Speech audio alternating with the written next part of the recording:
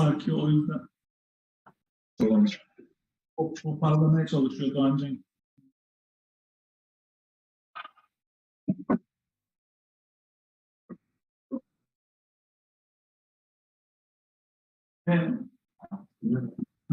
Yavaş yavaş.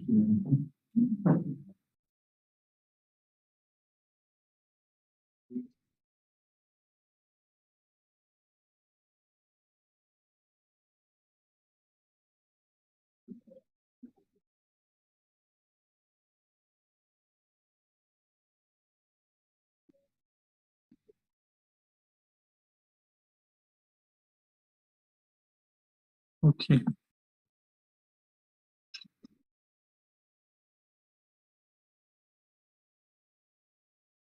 I mean, we have to start.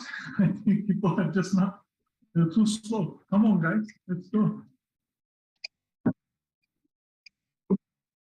Okay.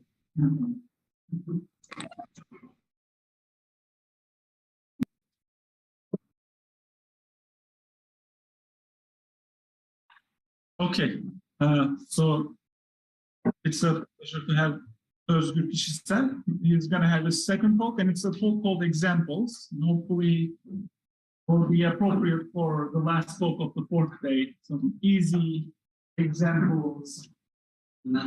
Yes. Okay. Thank you. Thank you very much for the introduction. So,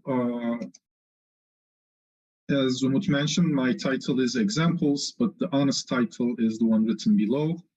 It's my struggles for understanding some aspects of Looijenga interiors. But I hope it will be, relatively mild paced talk. So, and in particular, please feel free to make comments or corrections. What I will say here has already been covered, but maybe I'll just at some places I'll reword things or slightly change perspective. That's all. Okay, so well, let's talk about toric surfaces in some more computational detail, because much of the story much of the examples are related to those. So let T be a two-dimensional complex torus. So what's a toric surface?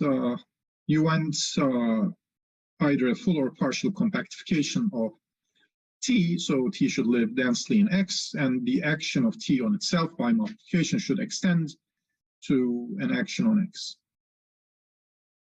Now, there are two important lattices associated to T. One is the character lattice, the homomorphisms from T to C star, which is abstractly isomorphic to Z2. And by M sub R, it's just transferring with R, you get R2.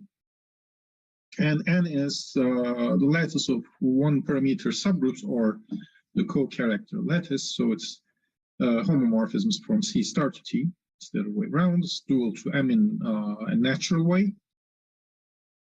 So in order to describe a toric surface combinatorially, one chooses so-called a fan in N sub R. So what is a fan?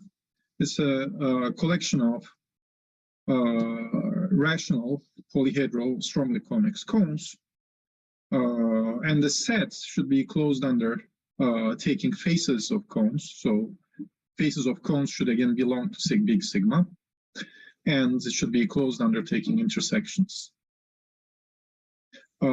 Strongly convex is it doesn't contain any positive dimensional linear subspace, so it makes an acute angle at zero pictorially. Rational is generated, the boundaries are generated by rational vectors.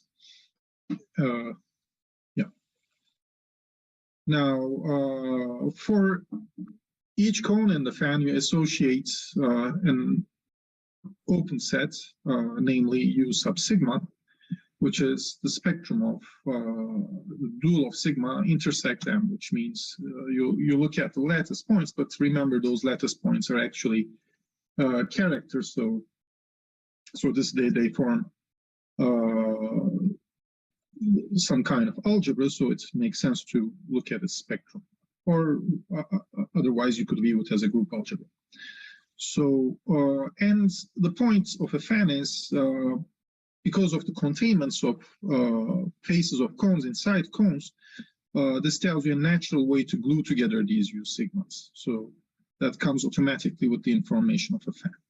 And altogether, this gives you the toric surface.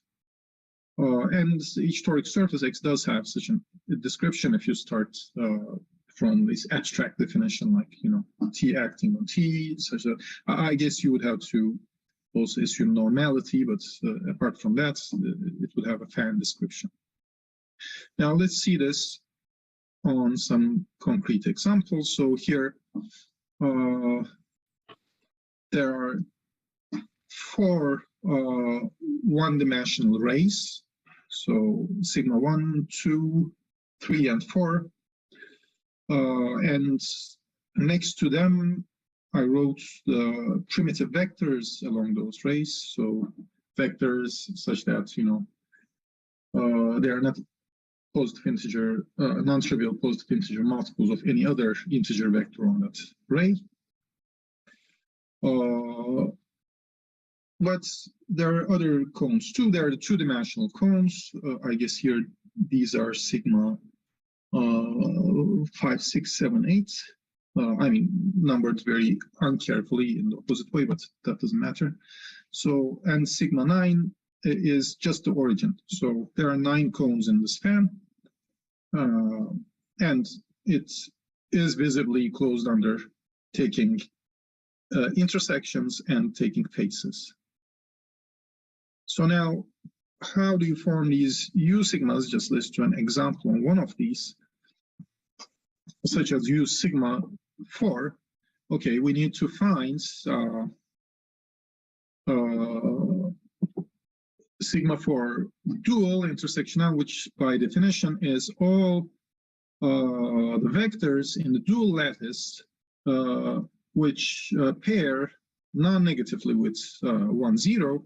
So that would be the right half space. It's the closed right half space. And the intersection with M just tells you that you should take the integer points. So each of those integer points corresponds to a monomial. Since 1, 0 is there, you have X in the algebra. Since 0, 1 and 0, -1 are there, you have Y and Y inverse also. And it's easy to check that these are the generators. So anything else can be written in terms of these. Now the spectrum of this is isomorphic abstractly to C cross C star, essentially because this X factor gives you spec Cx, which is C, and Y inverse, that gives you Laurent polynomials, so that gives you C star. Now, in a similar way, you could do, let's do a neighboring ray, like maybe slightly non-trivial looking one, sigma 3. This is 3, -1. Then you would have U sub sigma 3. You do the same thing. This time you're, this is a straight line here. So this sigma 3 check is another half space, slightly bent. Now you might have to be slightly careful about picking generators and make sure that your generators are generators. So in particular, you could choose here xy cube and y inverse. Well, if you look at the 2 vectors, the determinants or the area of that parallelogram is 1, so that's why you don't miss any points inside. But you still have to include x inverse. I mean, if you do xy cube, you also have to include x inverse y to the -3, because taking one generator on one side of 0 on that line wouldn't give you the negative automatically. You have to put them separately. But again, abstractly, this is the spectrum of this algebra is isomorphic to C cross C star because of similar reasons. I mean, here your Y inverse does give you a factor of C, and the other pair gives you the C star factor. Maybe it's important that these identifications are, I mean, in a way, not canonical. So this, we'll see this a little bit better in gluing because, you know, okay, so how are they glued? Well, there, in the surface case, there's a natural candidate to glue these, the big torus. I mean, that's the dual of sigma 9. So sigma 9 was the origin. So the dual of it is anything which, I didn't draw it here, but it's anything which pairs non-negatively with 0, that means everything. So if you have the full MR, then the integer points are M, and they are generated by, I mean, the monomials are generated by X, X inverse, Y, and Y inverse. And of course, the spectrum of this algebra is the full torus. So you have 2 copies of C cross C star glued over C star cross C star. So, I mean, you don't have to, I mean, the beauty of this thing is, I guess, so you don't have to worry about the gluing. It's given for you by the fan. Yeah, we have natural inclusions, U sigma 9 to U sigma 4 and U sigma 3, and you glue them to get their union. And you do this for all cones in the fan in order to get all of X. Maybe one small exercise, if this is the first time you are coming across toric geometry, find U sigma 7 explicitly. This U sigma 7 is this one between them, between sigma 3 and sigma 4. Find U sigma 7 and show that it is of the form U sigma 3 union U sigma 4 plus 1 extra point.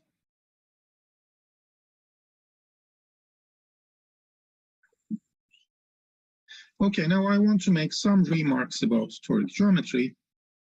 First of all, the surface is complete, which in this setup means projective, if and only if the support of the fan is all of NR. The second comment is, okay, let's number the one-dimensional cones of the fan in counterclockwise, let's say. And suppose these are generated by primitive vectors v1 up to vk, then checking smoothness, it turns out to be very easy. You should just check that. I think it's enough to write +1 because I ordered them. The X is smooth if and only if determinant of the matrix with columns bi +1 is equal to +1 for all I. Well, you take them cyclically, so I should be taking modulo K. If it is not 1, and that means there are singularities, that there are some torus fixed points which are singularities, and it is possible to resolve them by toric blowups. Okay, another comment, as we saw several times before in this workshop. So each one-dimensional cone corresponds to a divisor which is isomorphic to P1 on X, and these divisors are T invariant, but not T fixed. So, I mean, they intersect at T fixed points, but the remainder points are moved by T within that divisor. So, well, one easy way to see is, okay, let's say tau is the one-dimensional cone that we're interested in. Look at the 2 neighboring two-dimensional cones, sigma 1 and sigma 2. Two neighboring one-dimensional cones. So sigma 1 and sigma 2 should be those red ones there. Okay, so you sigma 1, if you take away U tau from it, sorry, should it be the two-dimensional, or I guess it should be the two-dimensional one, I'm sorry. So sigma 1 and sigma 2 are the two-dimensional cones neighboring tau. So if you look at U sigma 1, U sigma 2, at least in the smooth case, you would find that they're copies of C cross C, and U of tau would be a copy of C cross C star. So if you take the difference, that's like C cross a point, so it's a copy of C. So these two copies of C glue together nicely to give you a P1. Okay, so consequently, if you do this for all one-dimensional rays, you get a chain of T-invariant divisors, and their meeting points are T-fixed. So this is the typical picture that we see. For each of these, you have a divisor. They just meet in a chain, and the intersection points are T-fixed points.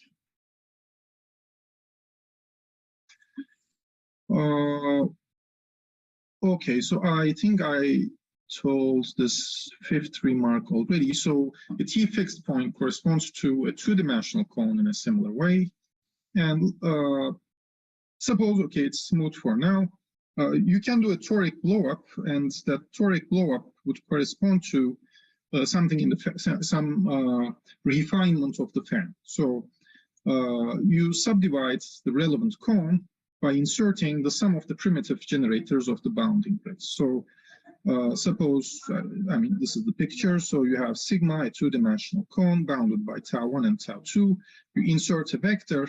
Well, I didn't specify the primitive vectors in this picture, but you find the primitive vectors and you find their sum and just put a one-dimensional cone. Of course, you also increase the number of two-dimensional cones by 1 in order to do that. This corresponds to a blow-up. Another comment is SL2 Z equivalence of fans give rise to T equivariant isomorphisms. Well, you could try to classify smooth toric surfaces. Well, there's the issue of blow-ups. You can blow up any number of times you want. So let's assume that there are no such -1 curves on the surface. So the surface is minimal. So then it turns out that it's actually an easy proof that every smooth minimal complete toric surface is one of the surfaces below. It's either P2, that's the leftmost picture, P1 cross P1, or here's a proof surface for some A greater than or equal to 2. The reason for not including 1, I suppose, is that has a -1 curve.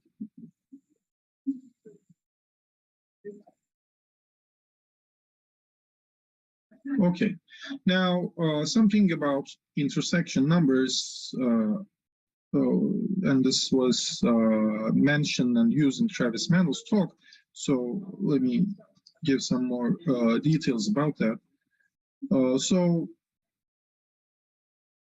Well, the toric divisors form a chain, so it's kind of clear how different such divisors intersect. So DI intersect DJ is 1, I mean the intersection number is 1 if you just get the next one, and 0 if they are far away, like J minus I is at least 2. So what about self-intersections? Now, something which is important for this and other reasons is the following relation. So for any M in M, let chi M denote the corresponding character. Now, the character is, first of all, a function from C star squared to C star, but you could extend it to X as a meromorphic function. So it would have zeros and poles, and then you could ask, what is its divisor? So then its divisor is given by the following formula. Okay, so find the primitive generators of the rays, defining the divisors, the i's. Then divisor of chi m is sum over m paired with vi, so you get some integers here, times di. Now, let's see this on the example that we talked about. Let's pick something simple like m equals 1, 0 on the M lattice. On the right side, you see the M lattice, which contains the rays of the fan. So let's look at what happens on V4 and V3. Well, the pairing of 1, 0 with 1, 0 is 1, so you expect to get D4 from here. But 1, 0 and 3 minus 1 is 3, so you should get 3 times D3. So I think it's instructive to also look at these algebras and see it there. U sigma 4 is spec of Cx, y inverse.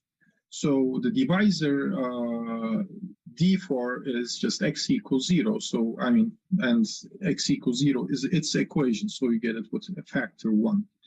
Now the other one is requires thinking for another moment. So this time it's the spec of y inverse xy cube and x inverse y minus 3. Now x not immediately visible, but if you rename your generators y inverse and xy cube as a and b, then x is equal to a cube times b. So div x is actually, well, b is invertible in this ring, so that doesn't count, but a equals 0 is the divisor, d7. So did I write d7? It should be 3, I think. So the 7 should be 3, I'm sorry. So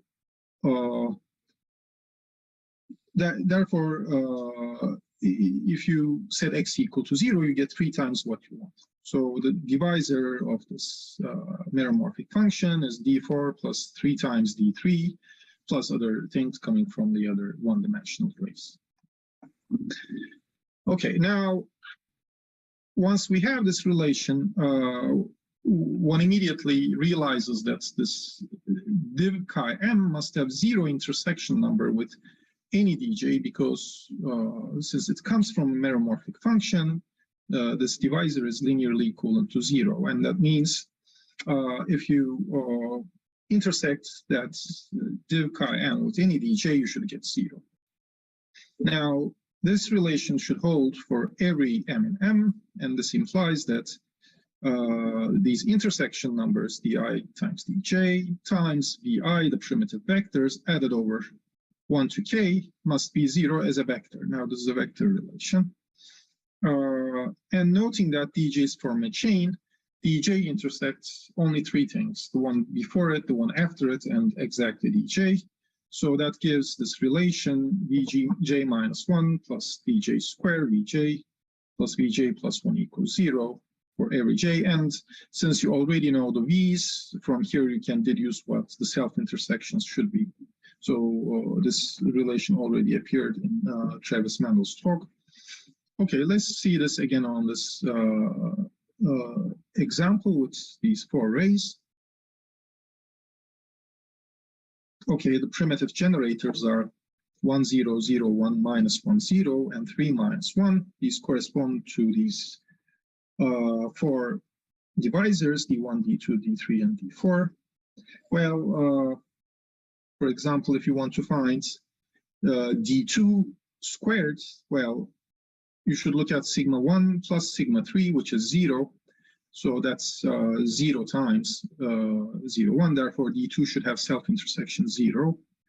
Whereas for d3, you add up 0, 1, and 3 minus 1. That's 3, 0, which is 3, 0, which is 3 minus 3 times minus 1, 0. So d3 squared should be 3. And the other numbers are 0 and minus 3. So these are the self-intersections in this picture. Let's also do a fact check with maybe a single blow-up on P2, where we should get something familiar. So here is a blow-up of P2 at a single point. So if you remove sigma 2 from here, it's the ordinary picture for P2. And if you insert sigma 2, that's the blow-up at one t fixed point. So if you invoke the previous relation, you see that, okay, so let's look at D2. 0, 1 plus 1, 0 is 1, 1, which is the same as 1, 1. So to get a sum of 0, you must have D2 squared equals minus 1, which is, of course, exactly what we expect. And likewise, d3 square and d1 square are 0 because, you know, this 1, 1 and minus 1, minus 1 are now aligned. So, I mean, they add up to 0, leaving 0 for d3 and d1 square, which is also in accordance with the fact that in P2, if you take the two lines, which have self-intersection 1, obviously, and do a blow-up, the blow-up decreases their self-intersections by 1 each. Okay. Now,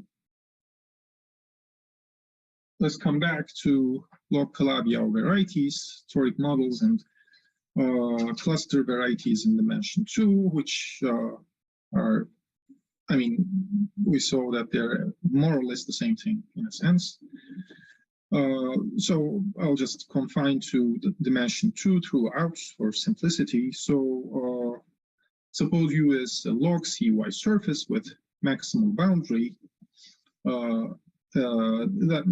Recall that this means it has some compactification XT, such that the canonical class of X plus D is 0, and D is normal crossing and has at least one singular point. The other way to think about that was there exists a holomorphic 2 form omega on X, such that omega is nowhere 0 on U and has simple poles along D. Okay, so we saw before that these surfaces are exactly those surfaces which admit a toric model. So let's recall what that meant. So we use a log CY surface if and only if, I mean, that was statement of that proposition. So we use a log CY surface if and only if it admits some compactification XT such that there's a toric surface X bar D bar and a birational morphism from X bar down to X, which is a composition of non-toric blowups. Now, these should be the proper transform of D bar. I hesitated about this in my last talk, but this was clarified in later talks. So the picture is something like this. So the green ones are the toric boundary of X bar D bar, and then you do some non-toric blowups, and you take strict transform of D bar so that the major part of these reds thing, except the point of intersection with the green, is included in U, in the new U. Now, I think it's also kind of beneficial to think about this in terms of the canonical class and the holomorphic form. So one general remark is for a general formula for a blow-up, I mean, the canonical class of X hat, let's do a blow-up at a non-singular point of the surface, it will be the pullback of canonical class downstairs plus the exceptional divisor. Now let's think maybe about the case of a single non-toric blowup, well, where P is located at a non-toric point on the boundary. That means, remember, this boundary is T invariant but not T fixed, right? So the T fixed points are on the other intersections. So P is not one of those points. P is somewhere else, so it's moved by T along that irreducible component. Well, if you blow that up, you get some EP. Well, if you do the canonical class computation, well, you should take the total transform of Kx bar, then add EP. Well, the point is that this D bar already passes through P and exactly once. So it will give you minus D bar minus EP. But then you add EP, therefore you get minus D bar, so that's why it works. In a sense, the 0 and pole of omega cancel along EP minus. I mean, this pullback tries to produce a 0 along that exceptional component, but at P, omega already has a simple pole, so these two effects cancel. I guess this is the main reason why we can modify these Looijenga interiors by this process. Now, something important, which was also described in detail in Pierre's talk before this one, is that a given Looijenga interior typically has many different toric models. Now, the point is each of these F's above loses information on you, so it contracts some EPs. Right. So, and the idea then is to build U as a manifold whose charts are these maps from U to various tori. So use all possible, maybe non-toric blow-up pictures of the same U and try to rewrite U as a manifold in that manner. And that leads to the notion of cluster varieties in the setup. So, you mean like F is a birational map? Well, first of all, F is a regular map, but it is birational. So its inverse doesn't exist, but it is birational. But first of all, it is regular. T should go into U. Sorry? T should go into U. No, the regular direction is from U to T. Well,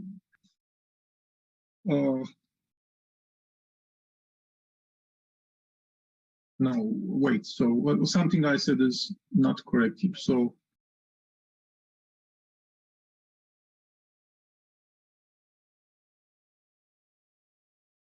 in each... Yeah. So yes, I mean, EP doesn't go anywhere. Sorry. Yeah, this is technically wrong. So F is from U minus certain EPs to T. That's right. But just I guess just yeah, what I said here is not correct. So it doesn't yeah, T and T goes. You are right. So this doesn't go work on all of you. But the point is, each point in U does have a neighborhood where it is mapped to some other T.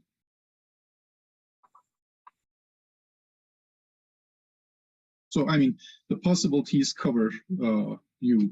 Maybe except for codimension 2, I suppose.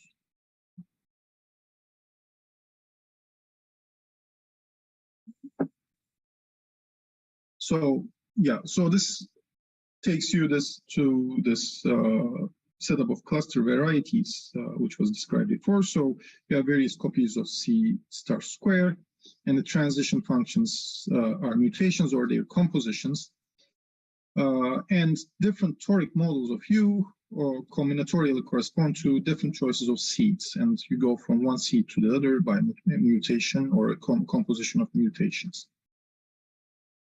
Now, okay, something about this U trop C. Well, yeah, trying to understand that. So one definition is, okay, one possible definition is let U be some log CY surface with maximal boundary. Look at all pairs F, K, where F is a boundary divisor in some log CY compactification XT. So it's part of the boundary divisor, not necessarily the full thing. And K is a non-negative integer. So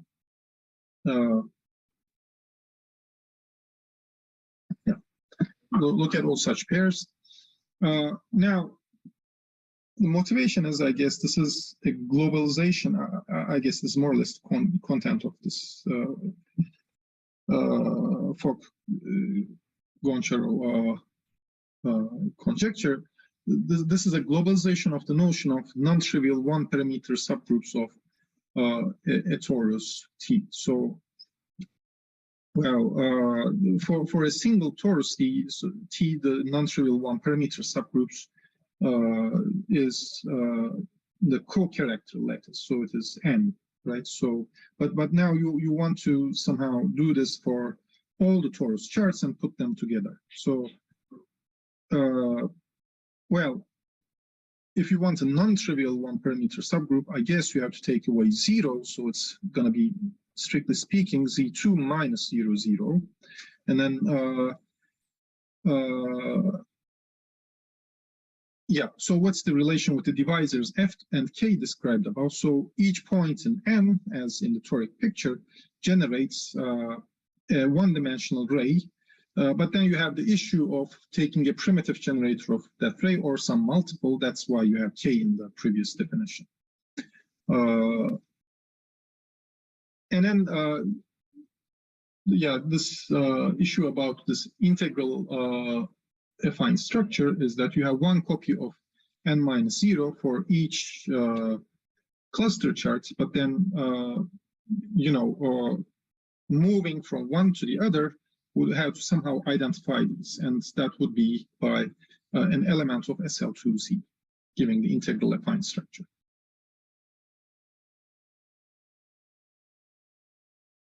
Yeah, I didn't write it here, but it was written in previous talks. So, well, the mutations tell you how to go from one torus to the other by a simple move, and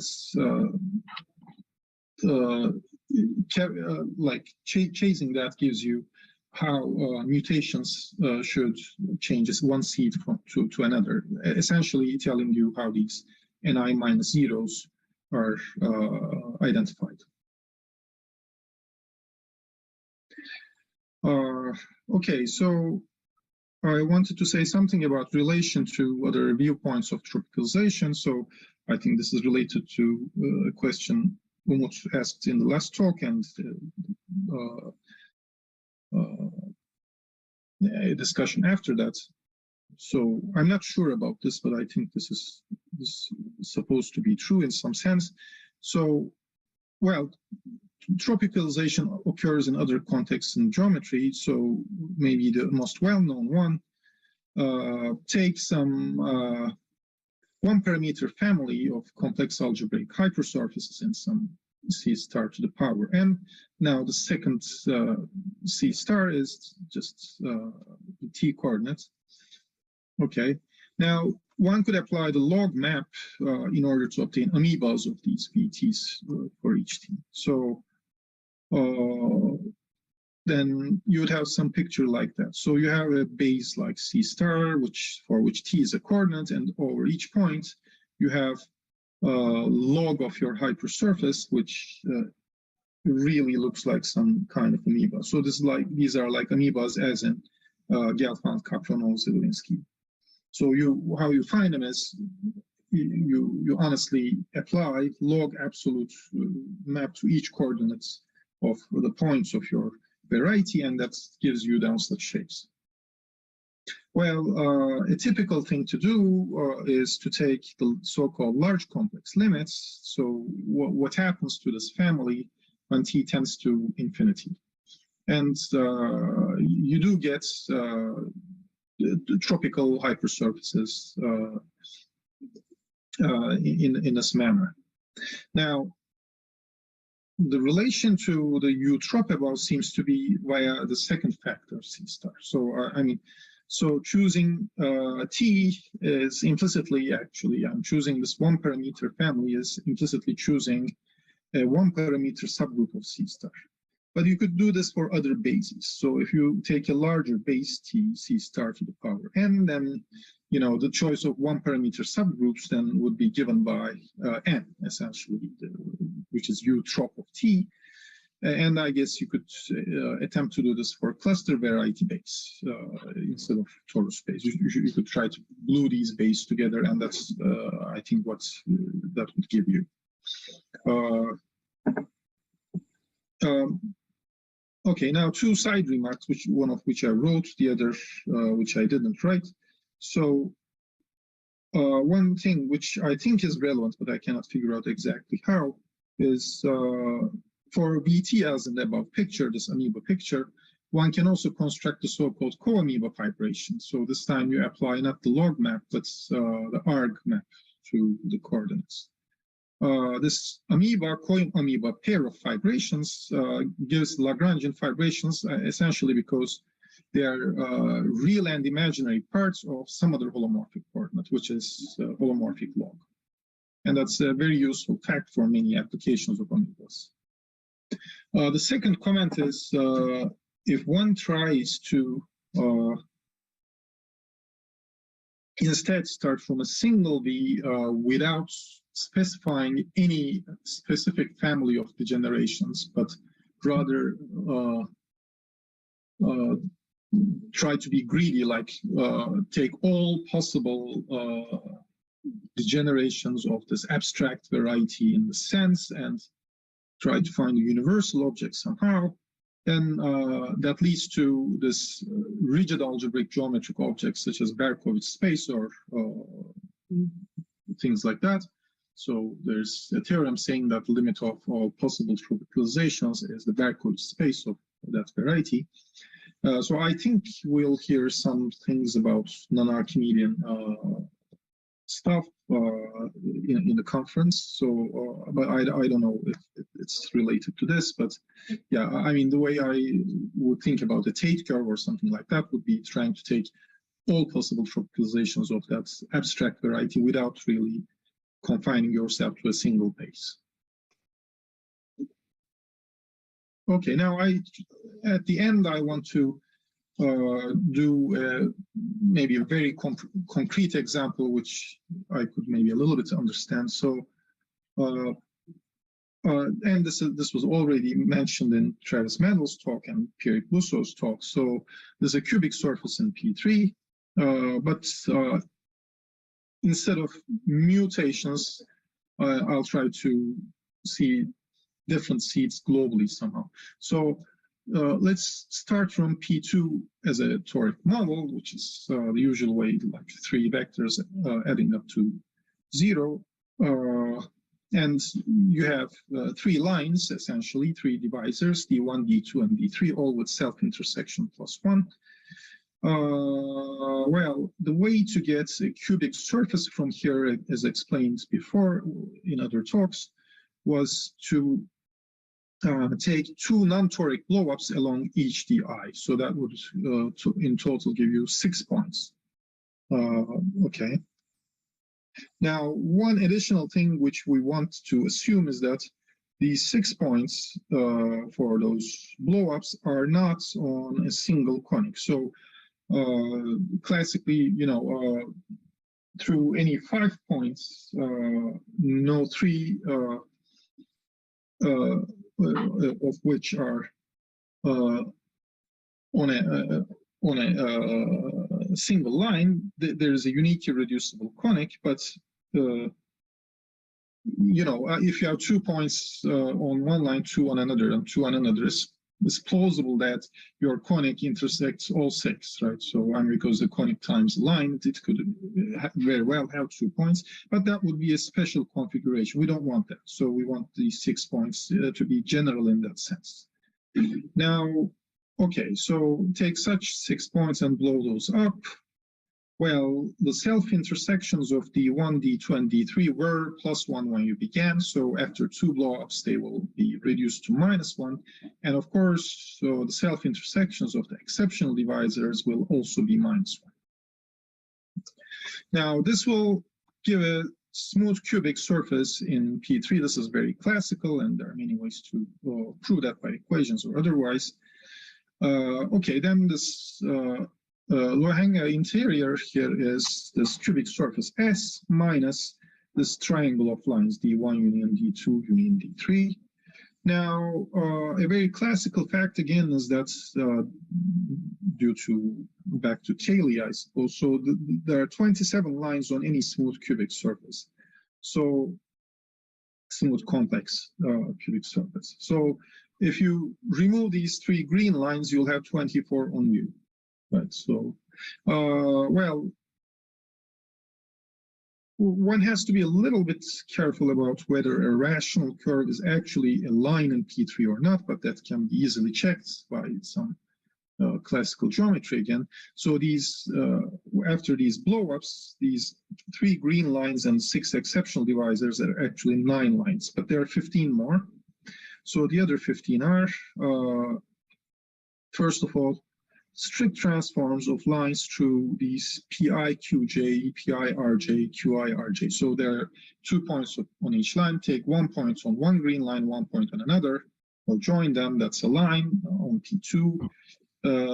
Its strict transform is also a line. So in this way, you can create 12 more lines because you have 2 on one line, 2 on each. So there are 4 pairs for 2 lines, and you have 3 of them, so there are a total of 12. So at the moment, this accounts for 12 plus 6 plus 3, so this is 21 lines. So we need 6 more, and those 6 are coming from conics. So if you select 5 out of those 6 points, missing 1, and that's the reason, more or less, that these 6 shouldn't be on a conic, otherwise you wouldn't get a smooth cubic. There are 6 ways to leave out 1 point, so you have 6 conics through 5 of those points. And you can check by intersecting by a hyperplane in P3 that when you, after this blow up, the strict transform of this conic intersects the hyperplane in P3 at 1 point and not 2. So that becomes a line. So this is the rest of the lines, and we have all 27. Now the upshot is, okay, we can view things backwards, right? Coming from U down to this toric model, we have to blow down a sextuple of disjoint lines, right? Disjoint -1 curves. But the point is, this cubic surface has lots of symmetries. More precisely, the configuration of lines, if you think of it as an abstract configuration, has a large group of symmetries. It's something of the order, I think, I wrote it here, 51,840. So it's a very large finite group.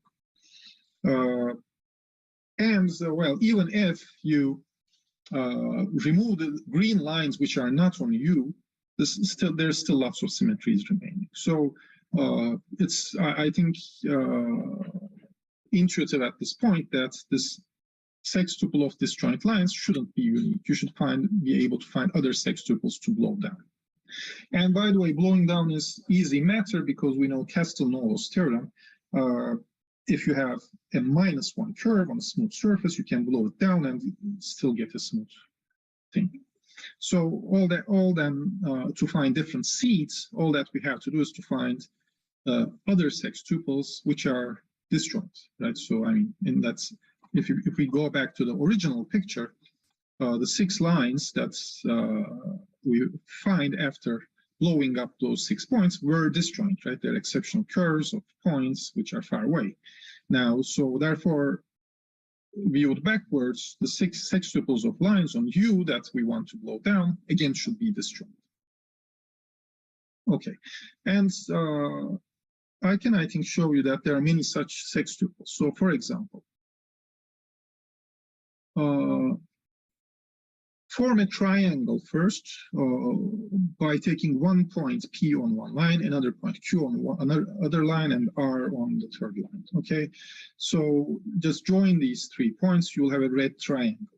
Now, these lines, of course, do intersect in P2, but if you blow these 3 points up, which you should do in order to get U, then up in U, they will not intersect. They look at different directions, right? So those will be disjoint. Now, you need 3 other things to be able to finish the sextuple, and you can find these by looking at conics. It's awfully difficult to draw the conics. The first reason, I guess, the picture being real rather than complex, but we can think of it a little bit abstractly. So you fix the 3 points, and you have 3 other points that the conics could avoid, right? Remember, each conic misses just one of these 6 points. So there are 3 other conics passing through the 3 chosen points and passing through 2 of the non-chosen points in our list. And it's, again, an easy matter to check that those conics will not be tangent to each other or not be tangent to the red lines, which implies that when you blow these points up, the visible intersections on this picture will all disappear in U. So you'll have a disjoint sextuple of lines in U, and that will give you another seed, right? So this will give you a seed different from the one that you started with.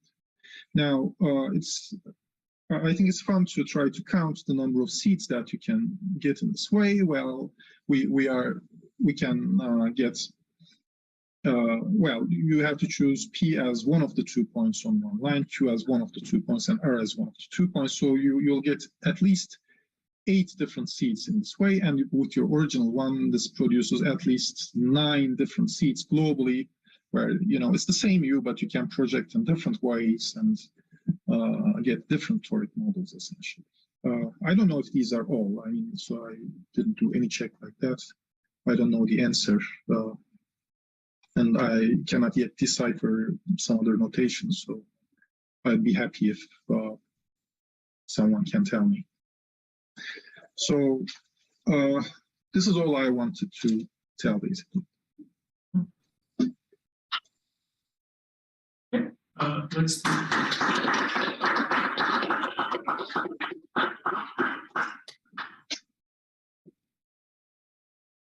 So any question? I think it might be okay to ask more general questions too than what was in the lecture. Yes, as long as they're well, something about toric varieties, maybe. Well, I didn't understand the part about the intersection number being 0. At very first, at toric varieties.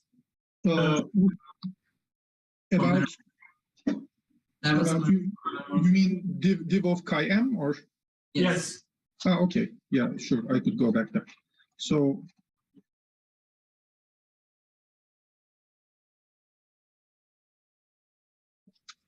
let's see, where was that?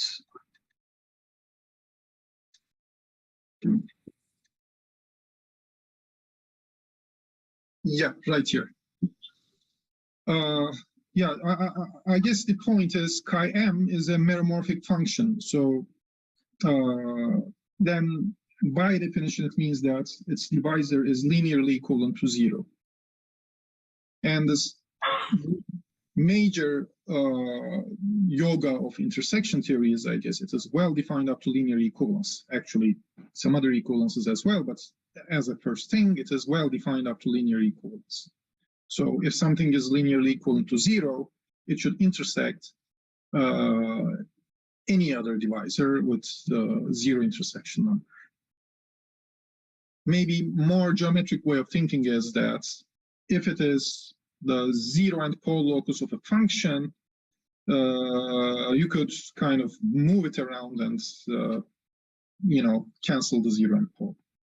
I mean, this is not rigorous, but this is how maybe the classical algebraic geometers thought about it. So you could deform and you bring the 0 and infinity together to cancel the plus and minus part. That's how they thought about Bezout's theorem and things like that. But you know, you can make this precise, and you know, intersection theory works nicely, and divisor of any meromorphic function is intersecting trivial with anything else.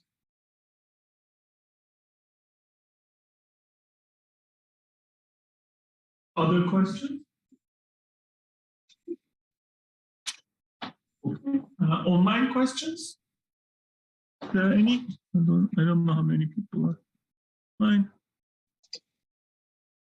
Okay. Well, let's thank Özgür again. Okay. Teşekkürler. Ben teşekkür ederim.